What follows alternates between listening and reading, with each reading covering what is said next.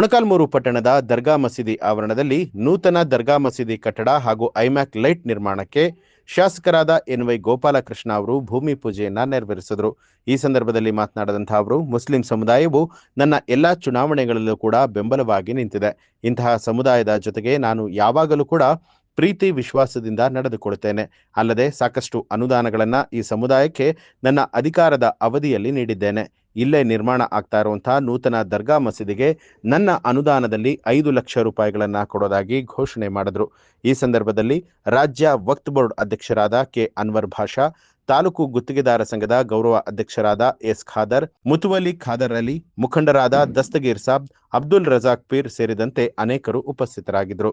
ಕೂಡ ಈ ಜನಾಂಗದ ಮಧ್ಯದಲ್ಲೇ ಬೆಳೆದಿರ್ತಕ್ಕಂಥವನು, ಜನಾಂಗನೇ ನನ್ನ ಸ್ನೇಹ.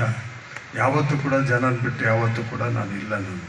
ನಾನು ಕೂಡ್ಲಿಗೆಯಲ್ಲಿ BJP MLA ಆಗಿದ್ದರು ಕೂಡ ಅಲ್ಲಿರ್ತಕ್ಕಂಥ ಮುಸ್ಲಿಂ ಬಾಂಧವರು ಸಾಕಷ್ಟು ಸಾರಿ ಭಾಳ ಎದುರ್ಕೊಂಡಿದ್ರು. ನಾವು ನಿಮ್ಮನ್ನು ಕೈ ಬಿಟ್ಟಿಲ್ಲ. ಇತ್ತೀಚೆಗೆ ಸ್ವಲ್ಪ ರಾಜಕೀಯದ ಒಂದು ಅವ್ಯವಸ್ಥಿತವಾಗಿ ಕೆಲವರು ಆ ಕಡೆ ಕೆಲವರು ಈ ಕಡೆ ಅನ್ನೋ ಒಂದು ಸ್ವಲ್ಪ ವ್ಯತ್ಯಾಸಗಳು ಕೂಡ ನೀವು ಮಾಡ್ಕೊಂಡು ಹೋಗ್ತೀರಿ. ರಾಜಕೀಯಕ್ಕೆ ಏನಾದರೂ ಹುಟ್ಟ್ರಿ, ನಿಮ್ಮ ಸಂಘ ಸಂಸ್ಥೆಗಳು ಮಾತ್ರ ಆ ಥರ ತೊಂದರೆಗಳು ಮಾಡ್ಕೋಬೇಡಿ. ಒಗ್ಗಟ್ಟಿನಲ್ಲಿ ನಮ್ಮ ಬಲ ಇದೆ. ಶಕ್ತಿ ಪ್ರದರ್ಶನ ಮಾಡಿದ್ರೆ ಮಾತ್ರ ನಾವು ಉಳ್ಕೊಳ್ತೀವಿ. ಈ ಕಾಲದಲ್ಲಿ ಶಕ್ತಿ ಪ್ರದರ್ಶನದಿಂದ ಹೋದರೆ ನಿಮ್ಮನ್ನೆಲ್ಲ ಈ ಕೆಟ್ಟ ಶಕ್ತಿಗಳೆಲ್ಲ ತುಳಿಯೋದಕ್ಕೆ ಪ್ರಯತ್ನ ಪಡ್ತಾರೆ. ನಾನು ಕೇಳೋದಿಷ್ಟ, ನಿಮ್ಮ ಪಂಗಡಗಳು 4-5 ಪಂಗಡಗಳಿದ್ದರೂ ಕೂಡ ದೂರ ಇಡಿ. ಪರಿಸ್ಥಿತಿ ಬಂದಾಗ ಮುಸ್ಲಿಂ ಅಂತ ಬಂದು ನಾವು ಒಬ್ಬರೇ ಅಂತ ತಿಳ್ಕೊಂಡು, ಒಂದೇ ಸಮುದಾಯ ಅಂತ ತಿಳ್ಕೊಂಡು ಒಗ್ಗಟ್ಟಿನ ಒಂದು ಮಂತ್ರವನ್ನು ಆಡ್ಕೊಂಡು ಹೋದರೆ ಮಾತ್ರ ಇದು ಸಾಧ್ಯ ಅಂತೇಳಿ ನಾನಾದರೂ ಭಾವಿಸಿದ್ದೀನಿ.